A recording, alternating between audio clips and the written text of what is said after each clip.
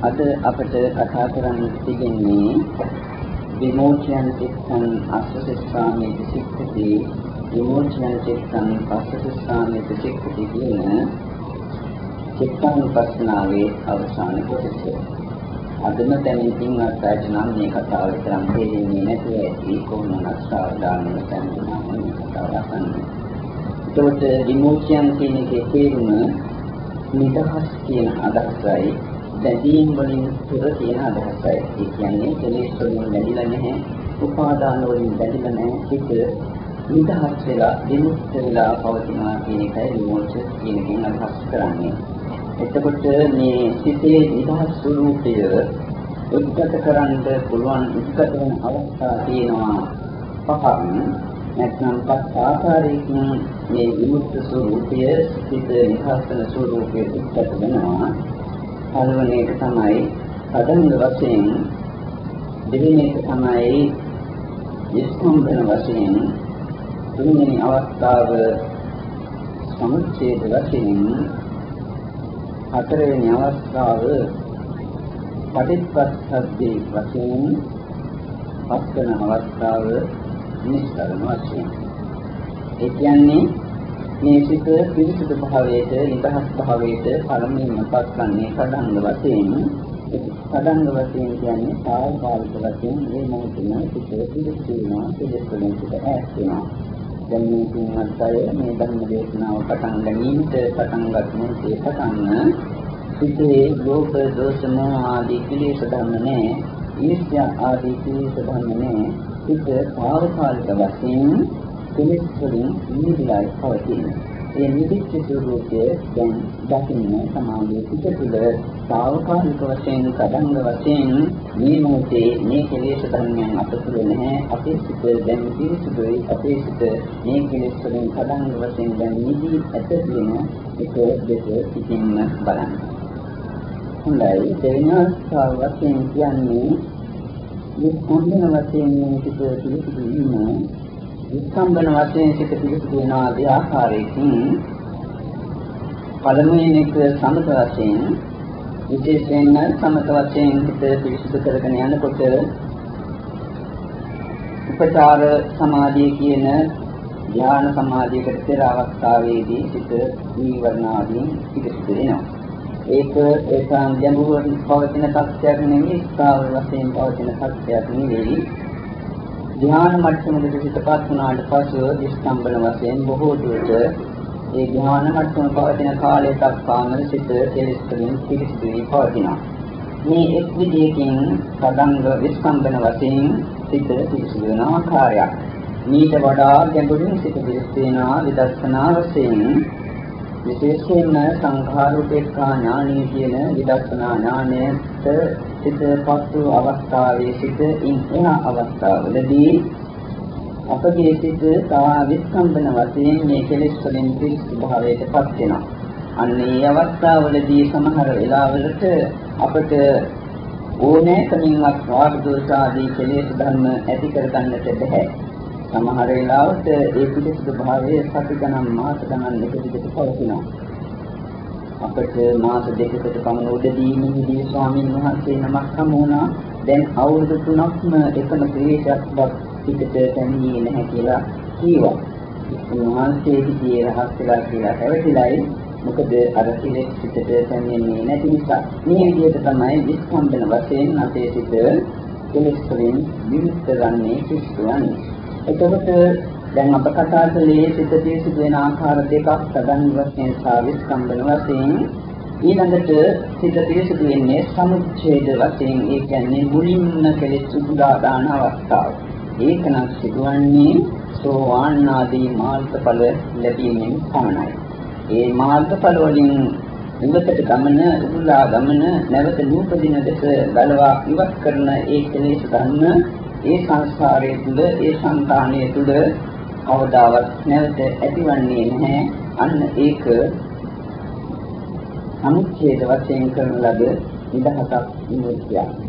ඊළඟට සිත පිළිසිදු භාවයට, විමුක්ති භාවයට පත් වෙන අවස්ථාව තමයි පටිච්චසමුප්පාදයේ විමුක්ති අවස්ථාව. පටිච්චසමුප්පාද කියන්නේ සංසිද්ධිය කියන අදහසයි.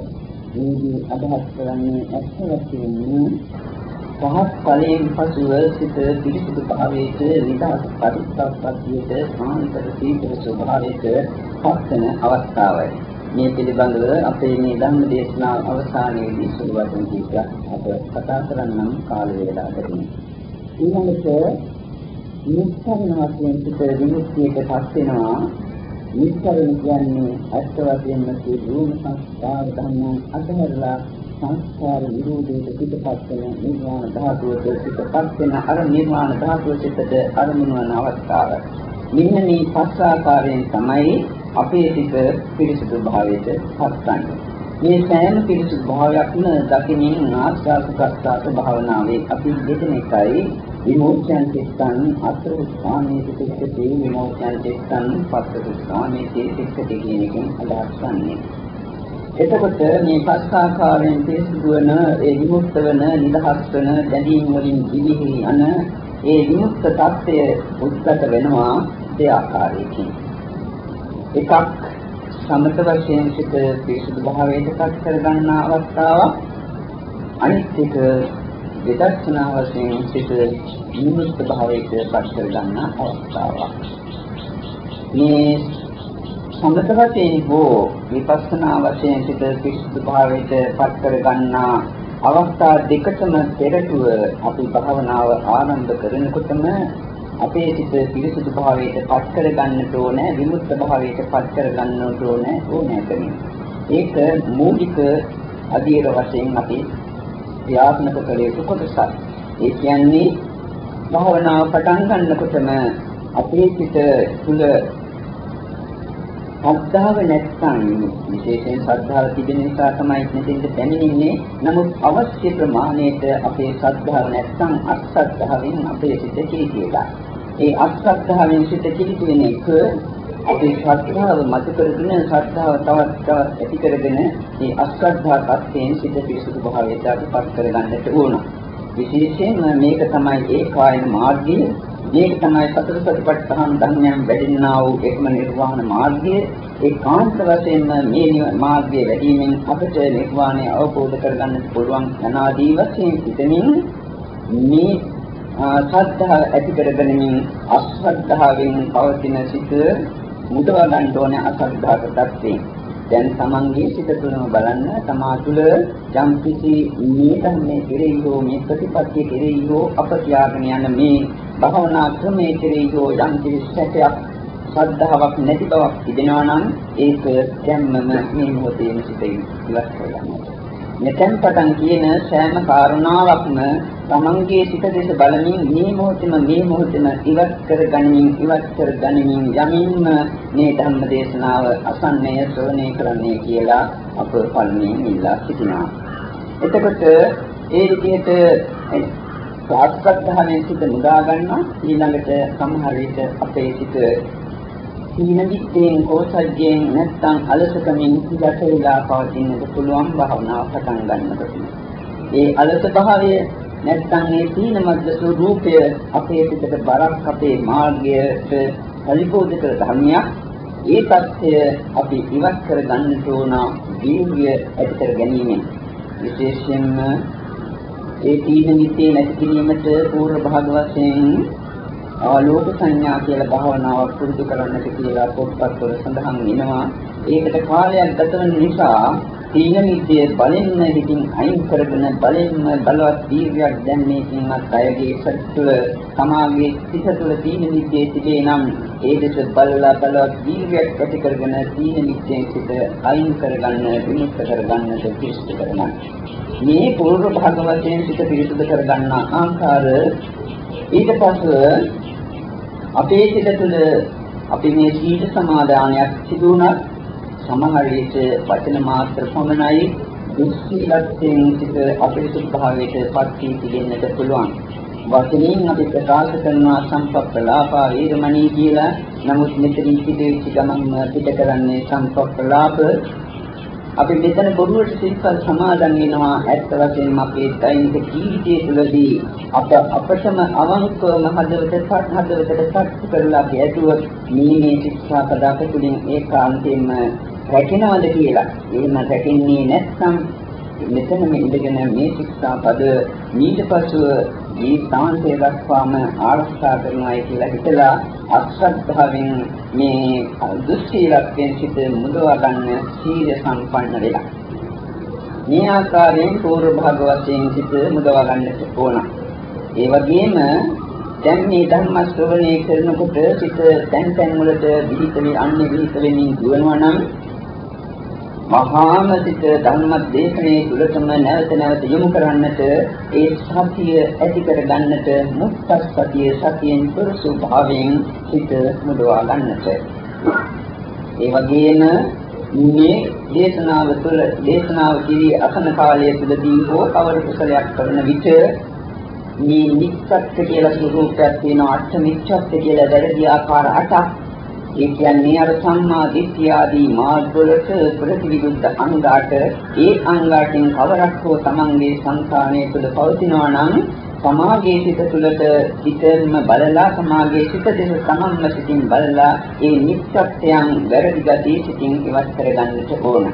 උදාහරණයකට කිව්වොත් සම්මා දිට්ඨියට විරුද්ධයක මිච්ඡා දිට්ඨිය අපගේ සංකාණය තුළ වැරදි දෘෂ්ටියක් දැන් තියෙනවා නම් මේ කාලේ නිවන් ලබන්නට බෑ.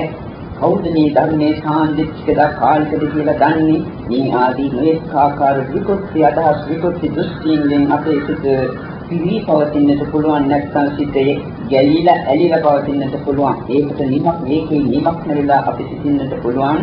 ඒක නිසා එවැනි මිත්‍යා දෘෂ්ටික අදහස් තිබේ නම් වහාම ඒ මිත්‍යා දෘෂ්ටික අදහස් සම්මා දෘෂ්ටිය මගින් සම්‍යක් දෘෂ්ටිය මගින් ඉවත් කර ගන්නට සිත පිරිසිදු කර ගන්නට.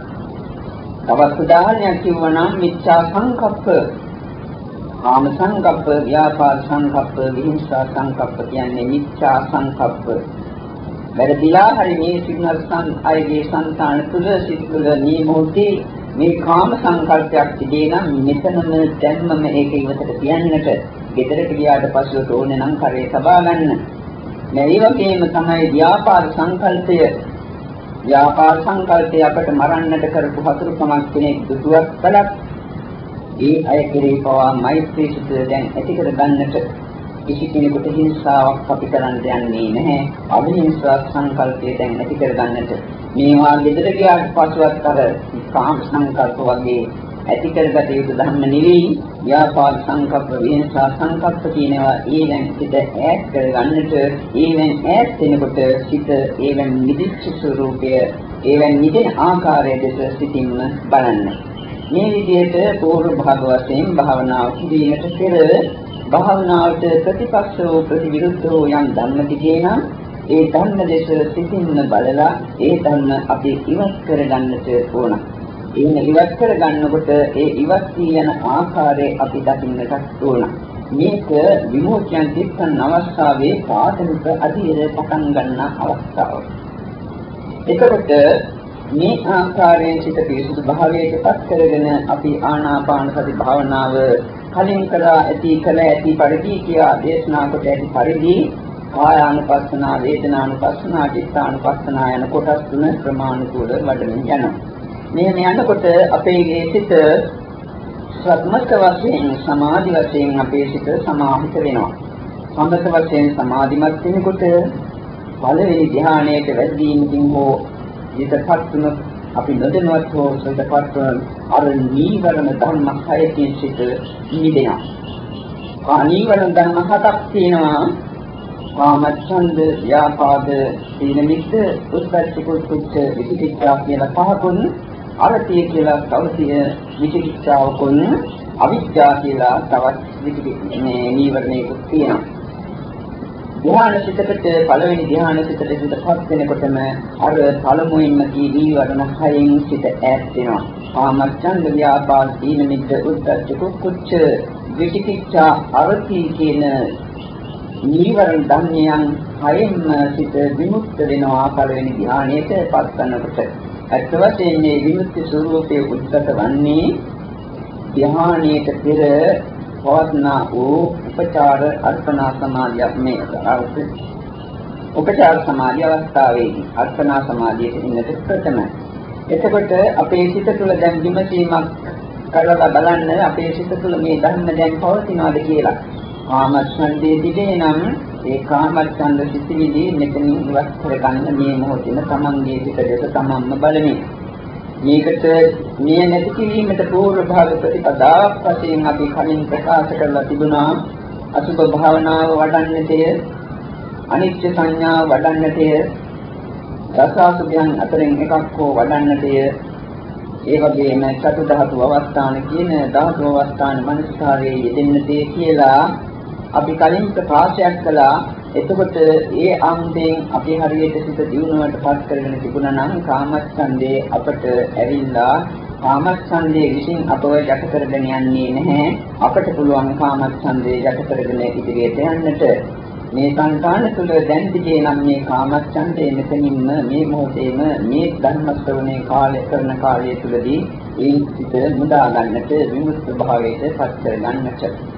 එතකොට ව්‍යාපාදයක් ඒ වාගේයි ව්‍යාපාදයේදී සිත විශේෂයෙන්ම ගැටෙනවා. ඒ ගැටීම් වලින් සිත විමුක්ත කර ගන්නට අප කෙරෙහි කවරෙක් ගැටුණත් අප කෙරෙහි කවරෙක් විරුද්ධ වුණත් ඒ සියලුම දේවල් සංස්කාර ඇති නැති යන දේවල් සියලුම සත්‍යෝ කර්ම විපාක වලට අනුව සැපදුක් දෙන්නේ අපට ලැබෙන්නේ කර්ම විපාක වල ප්‍රතිඵලමයි. ඊමෙන් දැලකීමට අපට හැකියාවක් නැත්තේ නැහැ.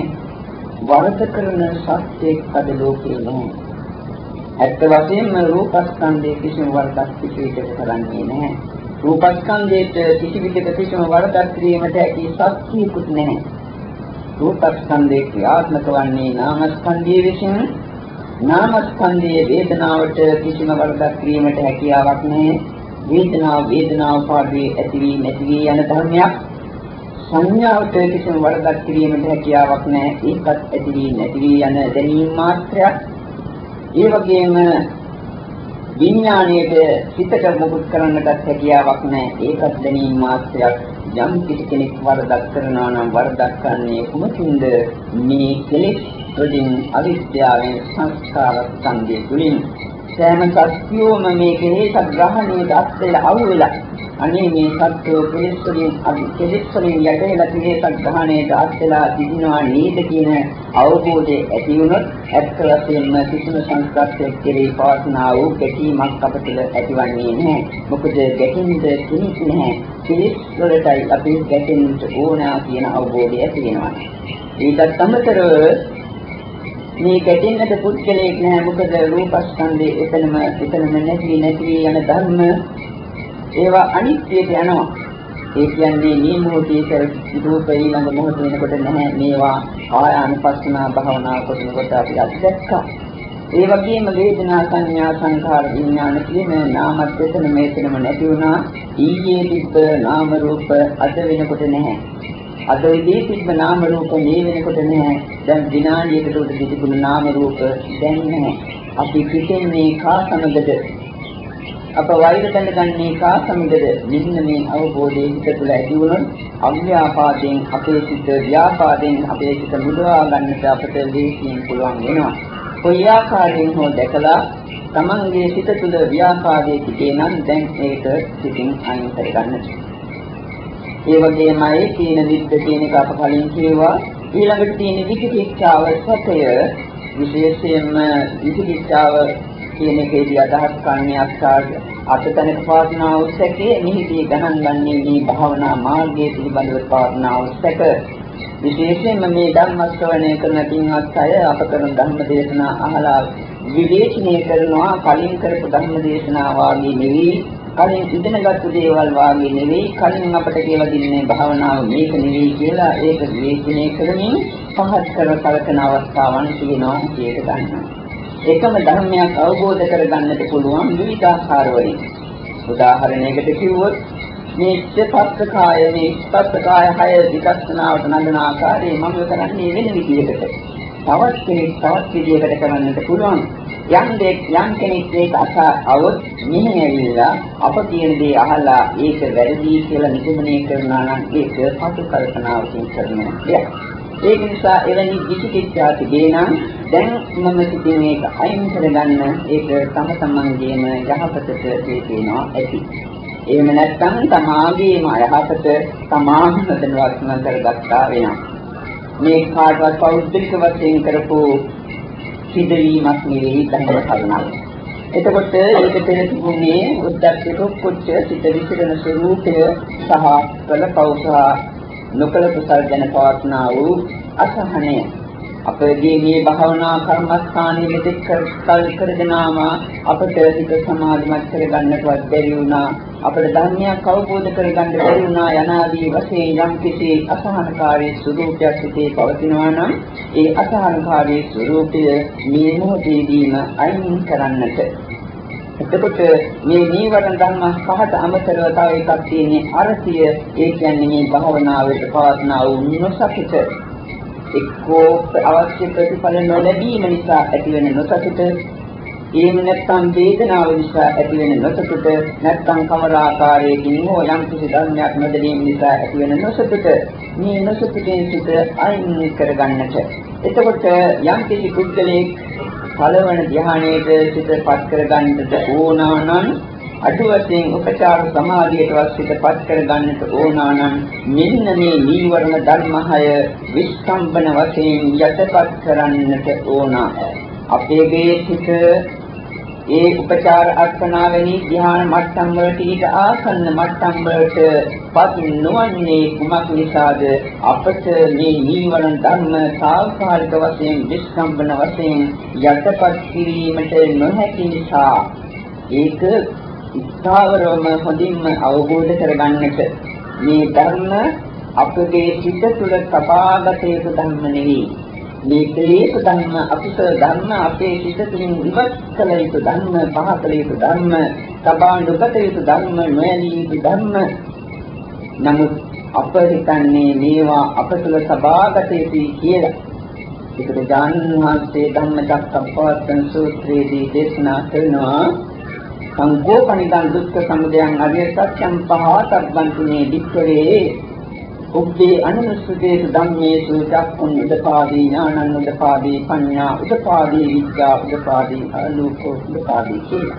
මේ සමුදය සත්‍ය මහණෙනි ප්‍රහාණය කළ යුතුයි කියන එක ගැන මට අවබෝධයක් ආවා. ඇත්ත වශයෙන්ම මේ කාමච්ඡන්ද ව්‍යාපාද ආදී කෙලෙස් ධර්ම අපේ සිත තුළ තබාගත යුතු දේවල් නෙවෙයි. අපි ඉවත් කළ යුතු දේවල්, පහ කළ යුතු දේවල් කියලා දැන් අවබෝධයක් ඇති කර ගන්නට.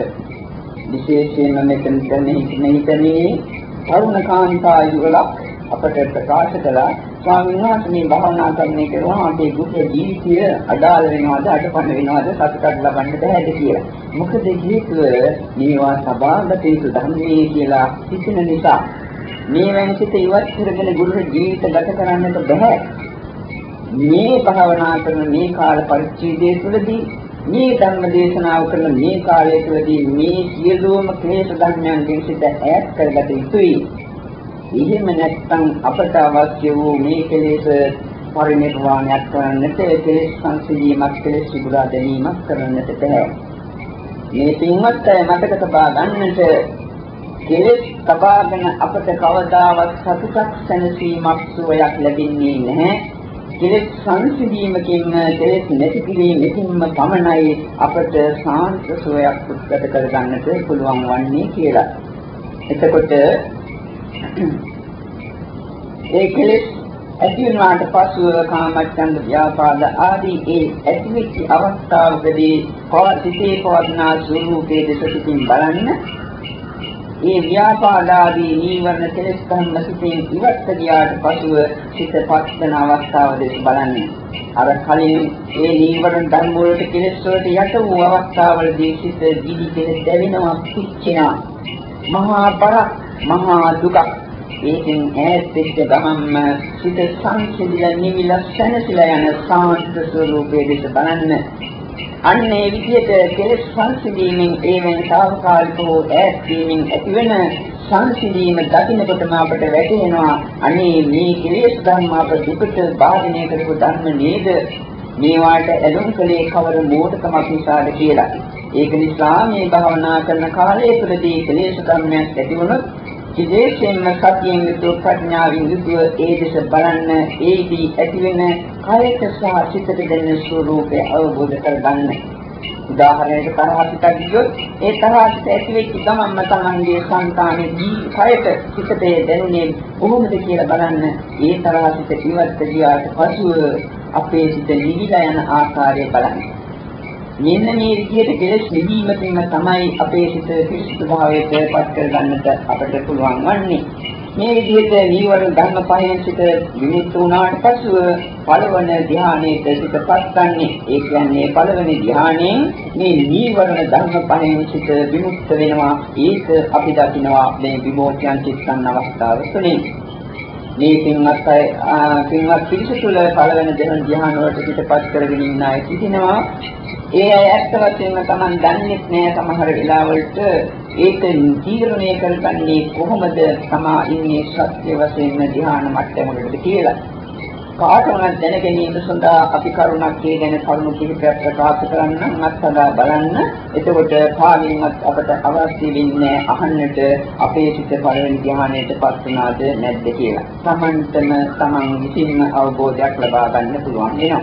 මේක කරන්නේ මෙහෙමයි. අපි ආස්වාද ප්‍රසආද භාවනාව තුළින් හෝ කවර භාවනාවක් තුළින් ධ්‍යානයක් උපදවාගෙන තිබේ නම් පළමුවෙන්ම විකල්පකයිසිතේ පමණක් විනාඩි 5ක් තුළ දෙනවා කියලා අදිස්ථාන කරලා මූලික කර්මස්ථානයේ සිත යොමු කරනවා. උදාහරණයක් ආස්වාද ප්‍රසආදයෙන් මත සිත යොමු කරනවා නම් නැවත නැවත අරමුණටම සිතපත් වන ආකාරය හරියට මලකට බබරෙක් නැවත නැවත ඉගිලිගෙන වසන්නාසේ අරමුණට පිට නැවත නැවත පත්වන ආකාරය අපිට අවබෝධ කරගන්නට පුළුවන්.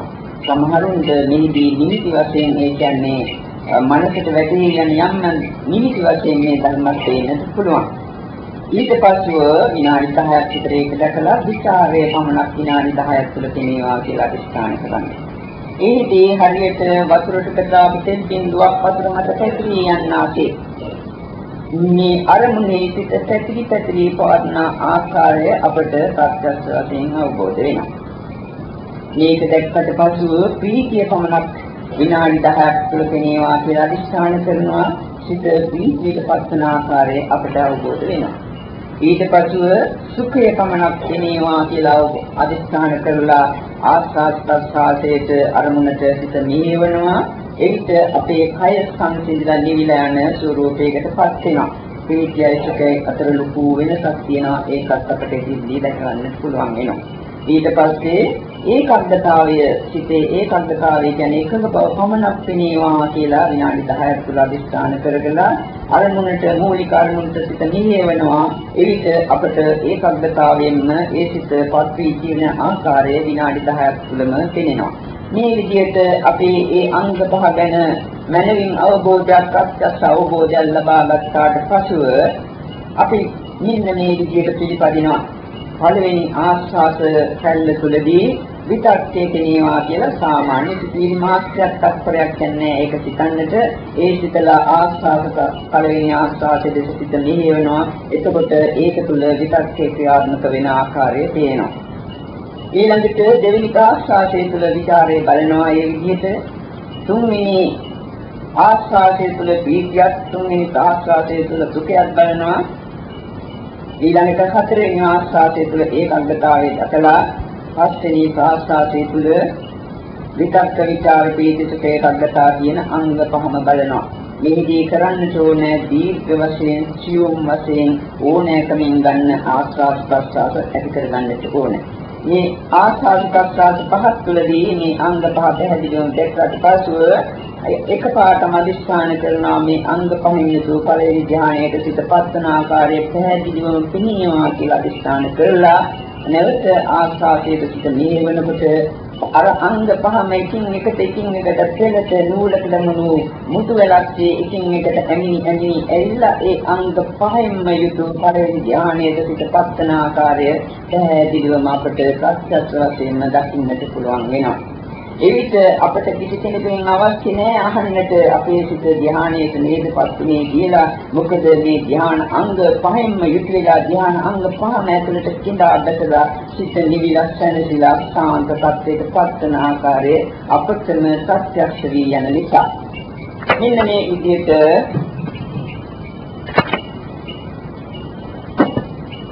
මෙන්න මේ විදිහට පළවෙනි ධ්‍යානයට සිතපත් වෙනකොට අපට අර කාමච්ඡන්දාදී නීවරණ ධර්ම පහෙන් සිට නිදහස් වෙන ආකාරය දකින්න පුළුවන් සමත වශයෙන්. දෙවෙනි ධ්‍යානයටපත් වෙනකොට සිත විමුක්ත වෙනවා. මොකද්ද? විතක්ක විචාර දෙකින්ම.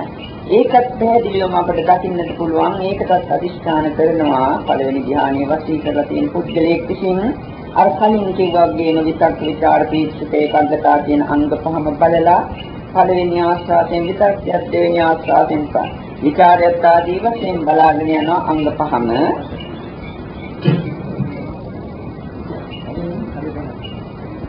එන්නේ ඒකාග්‍රතාවලින් මේ පරිසර පළවෙනි ධ්‍යානයේ සිටපත් වෙනකොට නීවරණ ධර්ම පහෙන්ම සිට ඈත් වෙනවා. මේ විමුක්තත්වයටපත් වෙනවා. ඒක අපට දකින්නට පුළුවන්.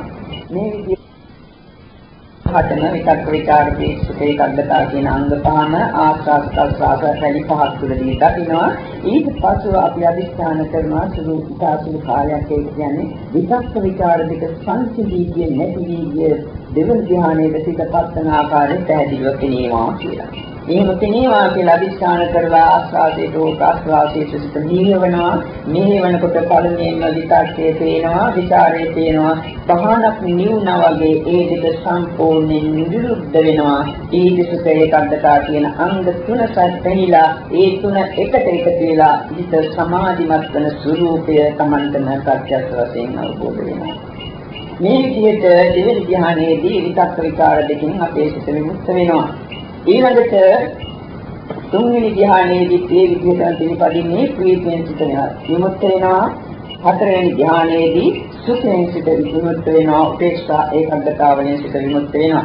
මේ සම්මත වශයෙන් විමෝචන චිත්තන් අවස්ථාව අත්දකින ආකාරය අපි විදර්ශනා වශයෙන් කරන ආකාරය ටිකක් පැහැදිලිව මීට වැඩි කියනවා. මේවා ටිකක් ඉක්මනට කියන්නේ තරම් ප්‍රයෝජනවත් නැතිව ඇති කියලා හිතලා. ඊට පස්ව රූපාවචර තත්ත්වයන්ගෙන් ඉක්ම වූ අරූපාවචර තත්ත්වයට අපේ සිතපත් කරගන්නට පුළුවන් මේ ආනාපාන සති භාවනාව තුළින්.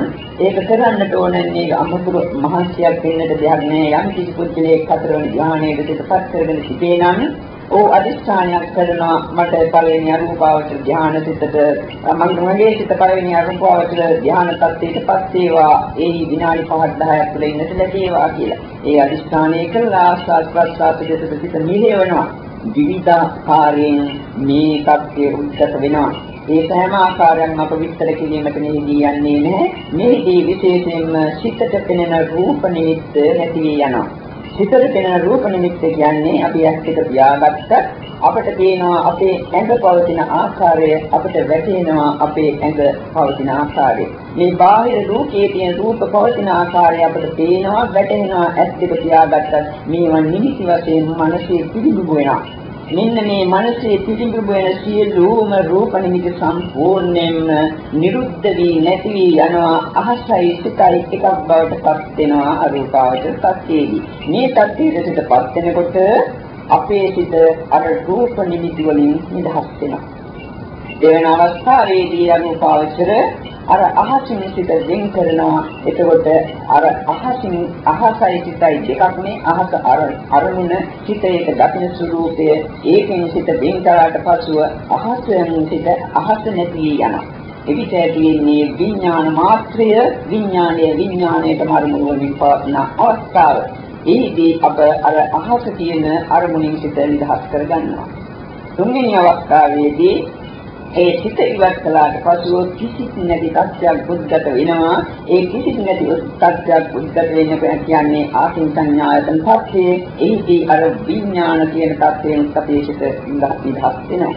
ඊට පස්ව අර කිසිත් නැති කියන තත්ත්වයක් තිබෙනවා ඒකේ. ඒ තත්ත්වයක් ඉතින් ඉවත් කළාට පසුව ඇත්තෙත් නැති මලෙත් නැති ජීවත් වන්නේ නැති තත්ත්වයක් මලනවල සමාජයක් උද්ගත වෙනවා. අන්න එතෙන්දී අර කිසිත් නැති ස්වરૂපයෙන් සිත අයින් වෙනවා. යම් කිසි කෙනෙක් ප්‍රඥාව දිනු වෙලා ඇතනම් මේ එක එක අවස්ථාවේදී සංඥාව ඒක තුළ තියෙන සංඥාවත් වේදනාවත් වෙන් කරලා බලනකොට සංඥාවන්ගෙන් සහ වේදනාවන්ගෙන් සිත වෙන් කරන්නට පුළුවන්. සම්මත වශයෙන් සිත විමුක්ත භාවයට පත් කරගන්නේ ওই ආකාරයට. දැන් අපිට කතා කරන්න තියෙන්නේ ඊ타ත්ම වැදගත් කොටස විදර්ශනා වශයෙන් හිත විමුක්ති භාවයට පත් කරගන්න ආකාරය. මේ කියන කොටස් තුළදී අපේ සිත විමුක්ත කරගත යුතුයි. මේ ධර්ම වලින් විමුක්ත වෙනවා කියනකොටම මේ පින්වත් අය තමන්ගේ సంతානයේ දෙසට අවධානය යොමු කරලා ඒ ධර්ම තමාගේ సంతානය තුළ තිබේ නම් වහාම මෙතනම ඉවත් කරගෙන යමින් මේ ධර්ම දේශනය අහන්නට මේ අදහස කුමක්ද? සිතේ පවත්නා වූ සියලුම ධර්මයන් අයින් කරලා උපාදානයන් සියලුම දේවල් ඈතට දාලා අන්තිමට ඉතුරු වෙන චිත්තයේ ස්වરૂපය යාන්තම් දැනීම මාත්‍රය ඒ සංස්කාර මාත්‍රයත් පස්සකට ගලවලා දාලා සංස්කාර නිරෝධයට සිතපත් කිරීමයි මේ ධර්ම දේශනාවේ අරමුණ. එතකොට මේක නම් අපිට තව 29 විනාඩි 20යි තියෙන්නේ. විනාඩි 20කට කියන්නට බෑ. එතකොට භාවනා කරන කාලය අඩු වෙනවා. අවශ්‍ය නම් ලබන දවසට අපි කල් කියලා දැන් පැයක් භාවනා කරමු. ඒකයි වඩා සුදුසු. මොකද කලබලයට කිව්වොත් ධර්මයේ අඩු වෙනවා. අවබෝධ කරගන්න කාර්යයක් සීමා වෙනවා. මට පුළුවන් ඉක්මනට කියන්න. කොහොමද කැමති? ඒක වැදගත් නිසා තමයි වැදගත් කාර්යයක් කොම් කරලා කියන්නේ. එහෙනම් මේ දිනවත් අය දැන් සන්තෝෂ වෙන්න මේ සමත වශයෙන් සිත විමුක්තියටපත් කරගන්න ආකාරය අපි ප්‍රකාශ කළේ විමුක්තියන් චිත්තං අසසාමයේ චිත්තේ විමුක්තියන් චිත්තං පස්සසාමයේ චිත්තේ කියන කරුණු තුලින් අපි මුලින්ම ප්‍රකාශ කළේ මේ සිත විමුක්ත වෙනවා මේ සානාංශයක් කියන්නේ පරමයෙන්ම අපි ප්‍රකාශ කළේ මේ සිත විමුක්ත වෙන ආකාර පහක් මොකද්ද? කදංග වශයෙන්, විස්තම්බන වශයෙන්, සමුච්ඡේද වශයෙන්, පරිප්පස්සද්ධි වශයෙන්, සානිස්කරණ වශයෙන් කියලා ඒවා අපි තනමක් විස්තර කළා. ඊට පස්ව මේ විමුක්ති ස්වરૂපය ඇතිවෙන්නේ සමත වශයෙන් සහ විපස්සනා වශයෙන් කියන බව අප ප්‍රකාශ කළා. ඊට පස්ව මේ සමත වශයෙන් හෝ විපස්සනා වශයෙන් භාවනාව කිරීමට ප්‍රථමයෙන් අපේ සිත නිදහස් කරගත යුතු ධර්ම තියෙනවා. ඒ අකුසල ධර්ම වලින් සිත නිදහස් කරගන්නට ඕනේ කියලා අශ්‍රද්ධා ආදී දේවල්, ඒ වගේම කෝසජ්ජ තීන නිද්ද වැනි දේවල්, ඒ වගේම මුත්තස්සති වැනි දේවල්, ඒ වගේම කාමච්ඡන්ද වැනි දේවල් වලින් සිත අයින් කරගන්නට කියලා අපි ප්‍රකාශ කළේ. ඊට පස්ව අප ප්‍රකාශ කළේ සමත වශයෙන් මේ සිත නිදහස් වන ආකාරය.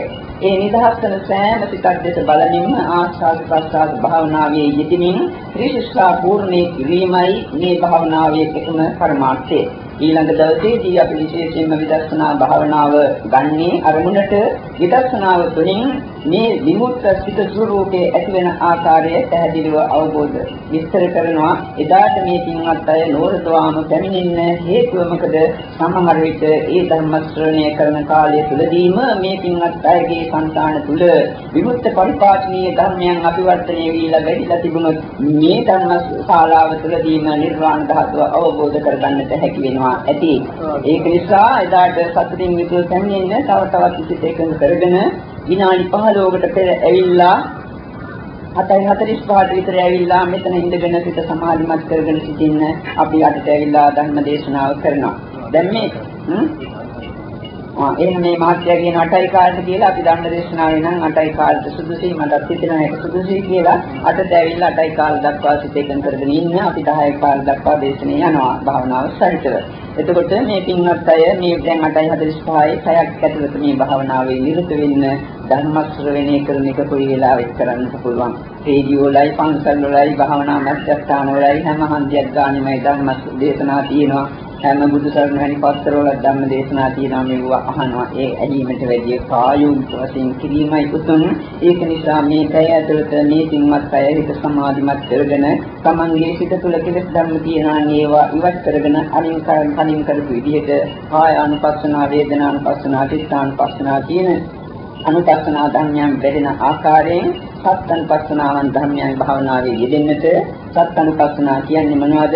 අනිත්‍ය වශයෙන් දැකීම, ඒ කියන්නේ මේ නාම රූපයන් අනිත්‍ය වශයෙන් දැකීම, දුක වශයෙන් දැකීම, අනාත්ම වශයෙන් ආත්මයක් නැති වශයෙන් දැකීම, අනිත්‍යානුපස්සනා, දුක්ඛානුපස්සනා, අනාත්මානුපස්සනා, ඒ වගේම මේ වාගේ කලකිරීම, ඒවට ඇලීමක් නැති බව, නිබ්බිදානුපස්සනා, විරෝධානුපස්සනා, ඊළඟට පටිනිස්සග්ගානුපස්සනා, සීලුම දේවල් සිටින් ඉවත් කිරීම, විරෝධානුපස්සනා සිට නිරුද්ධ කර ගැනීම.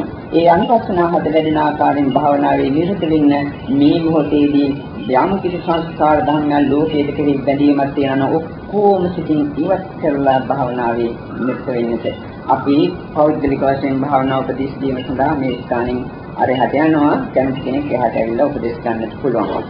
ශ්‍රී රත්නත්‍රි ආශිර්වාදයේ ශක්තියෙන් මේ පින්වත් අයට සිත ඒකද කරගෙන ගොස් මේ ත්‍රිලක්ෂණ අවබෝධය ලබා ගැනීමට මේ කාල පරිච්ඡේදය තුළදීම හැකියාව අත්වේවා කියලා අපි ආශිර්වාද කරනවා. මේ ශක්තියක්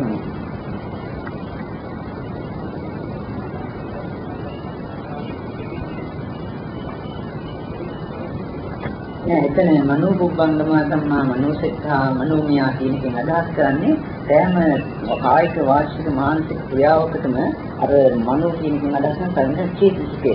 චේතනාව ප්‍රමුඛ වෙනවා කියන අදහසයි. චේතනාව ගන්නකොටම චේතනාවට සම්බන්ධ අනිත් චෛතසික ධර්ම ඒකට සම්බන්ධ වෙනවා.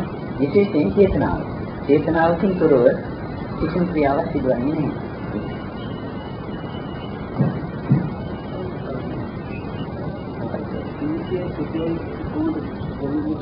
ප්‍රීතිය වෙන දකින්න නම් මේ දෙකම අත්දකින්න ඕනේ. නැත්නම් මේ කියන ඒවා සංඥා පමණයි. ප්‍රීතිය කියන එක සිතට දැනෙන යන ස්වરૂපයක්.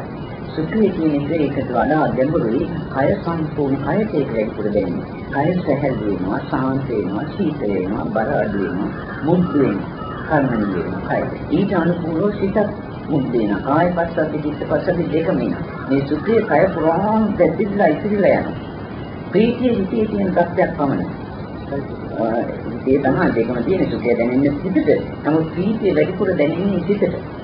සුඛය සිතට අමතරව කායටත් දැනෙනවා. අත්දකින්නකොට අපි කියනවා තියෙන්නේ. ඇති වෙන්නේ. ඔව් ප්‍රීතියෙන් පස්සෙම තමයි සුඛය ඇති වෙන්නේ. බොහෝ වෙලාවට. කියන්නේ කොයි අනුපස්සනාව කළත් චිත්තානුපස්සනාව, කායානුපස්සනාව, වේදනානුපස්සනාව, ධම්මානුපස්සනාව, කොයි සතරපටිපට්ඨානයක සිට මෙහිවත් අපි බලාපොරොත්තු වෙන්නේ මොනවද? මේ පංචස්කන්ධයේ ඇතිවීම නැතිවීම දැකලා මේකේ සත්‍යය පුදුලෙන්නේ නැති බව දැකීම. නිවන් යන්න අවශ්‍ය වෙන ඉතා සුළු දෙයක්. මේ පංචස්කන්ධය නිරන්තරයෙන්ම ඇති වෙනවා නැති වෙනවා. මේකේ සත්‍යය කියලා ගන්න දෙයක් නැහැ. සූණු දෙයක් මේක අපිට තේරෙන්න ඕනේ. මහ දෙයක් නෙවෙයි. ඒකෙදී මේ මහ නැති දේ ගන්නට නම් පාරමී කියලා තියෙනවා. කපාඩ නෑ. ඉතින් චිත්තානුපස්සනාව සුදුනේ තේසිතේ ඇතිවීම නැතිවීම බලන්න ඕන. අපි අර චිත්තානුපස්සනාව හඳුන්වා දෙනකොටම පළමු දේශනාවේදී මම ප්‍රකාශ කළානේ. මේ ඊළඟ කරන දේශනාවලදී මේ ධර්ම ප්‍රකාශ කරන්නේ මේ කොටස් හතරකින් මේක පොදුයි කියලා මගේ මතකයේ හැටියට අප කියවා චිත්තානුපස්සනාව හඳුන්වා දෙනකොට.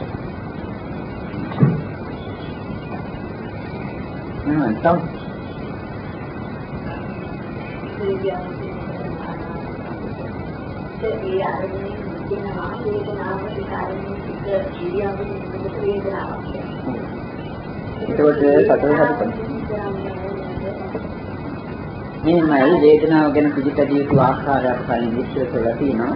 සුදුසු වේදනාවල් නොසලකා භාවනා කරන්න පුළුවන් නම් නොසලකා භාවනා කරන්නේ නැහැ සුදුසුයි. වේදනාව තුළින් Tamanට පටිඝයක් කරතිවෝ වගේ අවශ්‍යයක් තියෙනවා නම් ඒ වේදනාව දෙස ඒ වේදනාව විඳින්දා ඉන්න එක ඒ තරම් සුදුසු නෑ. ඒක පරිණාමෝත්තර නෙවෙයි. එහෙමනම් වේදනාව අනුපස්සනාවක් වශයෙන් මේ වෙලාවේ මූලික කර්මස්ථානයට හැරලා මොකද අපි සතිපට්ඨාන භාවනාවෙන් මේ කරන්නේ අර මූලික කර්මස්ථානයට හැරලා වේදනාවට සිත මෙනෙහි කිරීම තමයි තාම සුදුසු. එහෙම වේදනාවට හිත මෙනෙහි කරලා මුල් අවස්ථාවවලදී වේදනාව කියලා වේදනාව දෙක බලලා මෙනෙහි කරනවා. ඒකත් ඒක සමහරට ඇති වෙන නැති වෙන වේදනාවක් නැති යන්න පුළුවන්. එහෙමත් නැති වුණොත් වේදනාව විශ්වාසයෙන් ඉඳ බැරි නම් ඊළඟ මාර්ග කරා කමක් නැහැ. ඒකත් සතියින් යුතුව. ඉතින් වේදනාව ජය ගන්න ක්‍රමය නම් ඕක නෙවෙයි. ඒ දුක් වේදනාව කොතරම් ආවත් මේ පංචස්කන්ධයේ දුක කියලා කෑග ගහ තියෙන විපස්සනා භාෂාවෙන්. ඒ භාෂාවේ අදහස අපි තේරුම් අරගෙන ඒ දුකේ නියම ස්වરૂපය අවබෝධ කරගන්නට වේදනාවටම අපේ ප්‍රඥාව යොමු කරන්නේ. ඒ කරන්නේ ඉස්සෙල්ලා වේදනාව දැස වරක් බලනවා පස්සේ වේදනාව දැනෙන ශරීර වේදනාව කියන්නේ තමයි දුක් වේදනාවනේ. ඒ දුක් වේදනාව දැස වරක් බලනවා දුක් වේදනාව දැනෙන ශරීර කොටස දැස වරක් බලනවා. මේ දෙක නැවත නැවත වෙන වශයෙන් එකින් එකට මාරුවෙන් මාරුවට බලනකොට පැහැදිලිවම පේනවා කය වෙනම ධර්මයක් වේදනාව වෙනම ධර්මයක් කියලා. එතෙන්දී ඇති වෙන්නේ නාම රූප පිළිබඳ අවබෝධයක්. කියන්නේ නාමයේ වෙනයි රූපේ වෙනයි. එතකොට ඒ විදිහට වේදනාව දෙස වරක් බලලා, කය දෙස වරක් බලලා ඊට පස්සේ වේදනාවේ තියෙන ඉතුරු කොටස් 4 දෙකක් බලනවා. ඒ කියන්නේ වේදනාවක් සංකර ඇති වෙන්නේ නැහැ. ඒ වේදනාවක් ඇති වෙනකොටම වේදනාවක් කියලා හිත කෑදකව කියනවා. දුක් වේදනාව දුක් දුකක් කියලා. ඒක තමයි සංඥාව. ඒ සංඥාවට අවධානය යොමු කරනවා.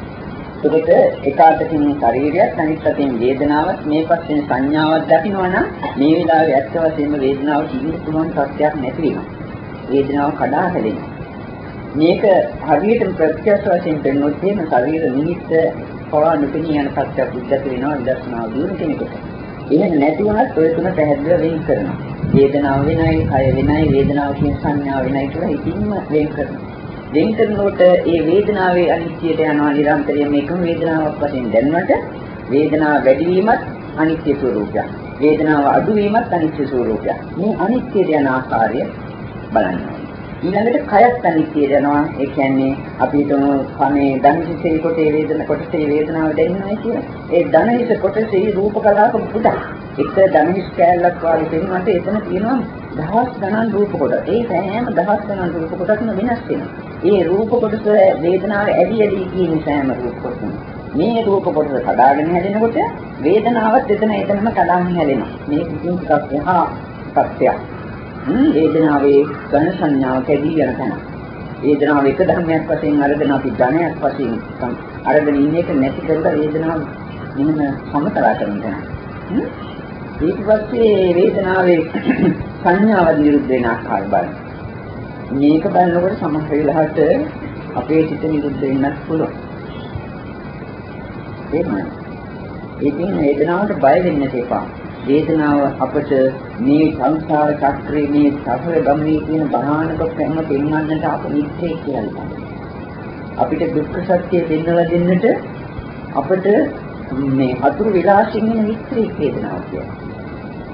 අපේ සසර කරපිරීම ඇති කරගෙන දීමට අපට එන අප ළඟ දෙන මිත්‍රය. ඒ මිත්‍රයාට පයින් ගන්න එපා. මිත්‍රයාට කරපිරීමක් එපා. මේ විදිහට බලනකොට ඕනේ වේදනාවක් විතර භාවනා කරන්න පුළුවන්. ඒ වේදනාව ජය ගන්නත් පුළුවන්. ඉතින් වේදනාව තව තියෙනවා කොටස් ගොඩක්. අපි කියනවට වෙලා නැහැ. දැන් 10ට කිව්වේ.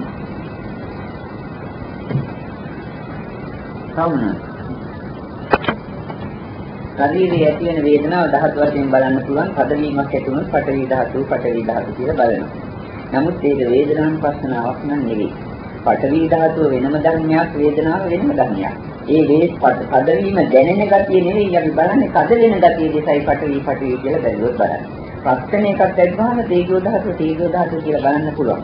එතකොට ඒ පස්සෙන වේදනාව දෙස නෙවෙයි බලන්නේ පස්සෙන රූප කොටස දෙසයි අපි බලන්නේ. අපි කතා කරන්නේ වේදනානුපස්සනාවනේ. ඉතින් අර විදිහට කරන්න පුළුවන්. එතකොට ඒක කායානුපස්සනාවක් නේ. එහෙම කිව්වේ. එතකොට තමනා තියෙන්නේ මේ අරමුණේ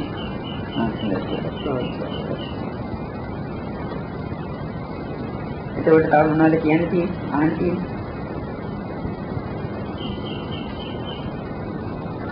එතන සතිය අපි දේශනා පටන් ගන්න 8යි කාලටයි. හැබැයි 8යි කාල පහු වෙලා නම් ඉන්න එපා කිසි කෙනෙක්. අට ඉස්සෙල්ලා එනවා මෙන්න ඇවිල්ලා මෙතන ඉඳගෙන භාවනාවේ හිත යොමු කරගෙන ඉන්න.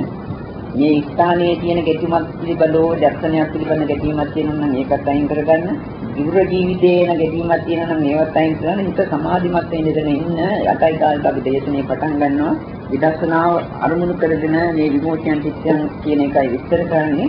ඒක හොඳට අහන්න. මේ ක්‍රේතක් සතිය තුළ තව තවත් හොඳට භාවනාව කරගෙන මේ නිවන් මගේ යෑමට අදිස්ථානයක් කරගන්න. දැන් මේ මොහොත දක්වා මේ දිනවත් අයගේ సంతාන තුළ ඉතින් අතීතයට තව දැන් 10 දක්වා පුරා පැය දෙකක් තිස්සේ ඇති වුණ අනන්ත අප්‍රමාණ කුසල රාශියක් මහා පුණ්‍ය ස්කන්ධයක් දැරිත වුණා. ඒ සියලුම පුණ්‍ය ස්කන්ධයන් ඒකාන්ත වශයෙන්ම අපට නිවස ලබා ගැනීමට හේතු වේවා උපනිෂ්ඨ වේවා කියන ප්‍රාර්ථනාව ලබා ගන්නවා. හොඳයි මේකලාව සියලුම කුසල සියලුම දෙවිවරුන්ට සියලුම භූතයන්ට සියලුම සත්‍යයන්ට අනුමෝදන් කරමු. ඊළඟෙම අප නමින් මේ පරිලෝකීය ඥාති මිත්‍රාදීන්ට අනුමෝදන් කරමු. එත්තාතාසිනම්නීදී සංගතං කින සංගතං අබ්බේ දේවා අනුමෝදන්තු සංඝ සම්පත්ති සින්දියා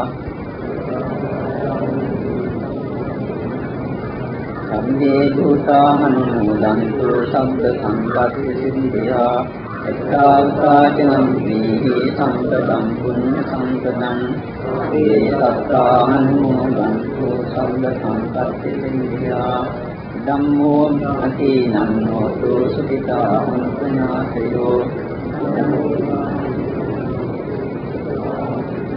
ධම්මෝ ඥාතිනං හෝතු සුඛිතා හොන්තුනාසයෝ මේ පුණ්‍ය සත්‍යයේ බලයෙන් අපිට කිසිදාක පාපයන් විපාක පෞකාරින්ගේ ආශ්‍රයයක් ලැබේවා බුදුපතේ බුදුමහරහතන්ගේ උත්තම කල්යාණ මිත්‍යන්ගේ ආශ්‍රය ලැබේවා කියන ප්‍රාර්ථනාවෙන් සබා ගන්න. නිනා පුඤ්ඤ කම්මේන මාහි බාල සමාගමෝ සතං සමාගමෝ පුඤ්ඤාවිකාන සත්‍යා මේ කුසලයේ ඒකාන්තයෙන්ම ආශ්‍රයයක් සැලසීම සඳහාම රහත් ඵලයේ සඳහාම හේතු වේවා උපනිශ්‍රේ වේවා. ඉදම්මේ පුඤ්ඤ සම්මන්නාසවක්ඛයා වහන්නෝ සම්බ දුක්ඛා සමුදයතු. හොඳයි කවුරු සංගනා ගන්න අපි ශ්‍රද්ධාවක් ගන්න. අභිවාදන සීලිස්ස නිච්ඡං වද්ධා පචායිනෝ චත්තාරෝ ධම්මා වද්ධන්ති ආයුවන්නෝ සුඛං බලං ආයුරාෝග්‍ය සම්පatti සග්ග සම්පatti විච අතෝ නිබ්බාන සම්පatti හිනාතේ සමින්දතු සම්දිනාතම නාශන දේවා.